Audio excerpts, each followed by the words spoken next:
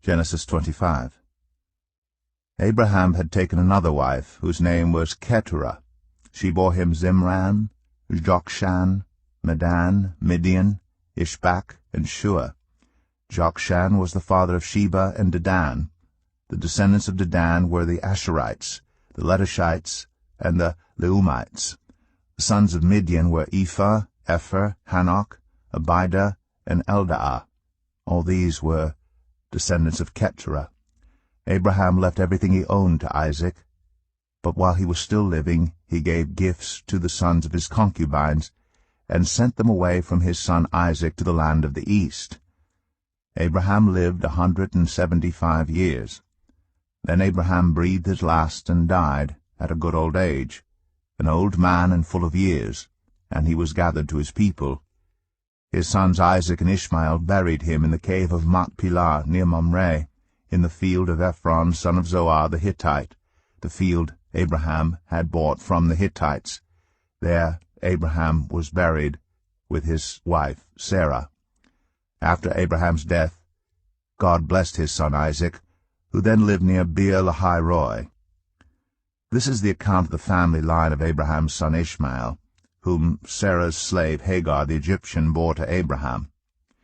These are the names of the sons of Ishmael, listed in the order of their birth: Nebaioth, the firstborn of Ishmael, Kedar, Adbeel, Mibsam, Mishma, Dumah, Massa, Hadad, Tema, Jetur, Naphish, and Kedemah. These were the sons of Ishmael, and these are the names of the 12 tribal rulers according to their settlement and camps. Ishmael lived 137 years. He breathed his last and died, and he was gathered to his people. His descendants settled in the area from Havilah to Shur, near the eastern border of Egypt, as you go toward Ashur, and they lived in hostility toward all the tribes related to them. This is the account of the family line of Abraham's son Isaac.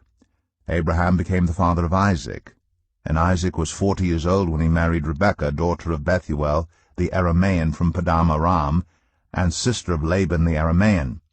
Isaac prayed to the Lord on behalf of his wife because she was childless. The Lord answered his prayer, and his wife Rebekah became pregnant.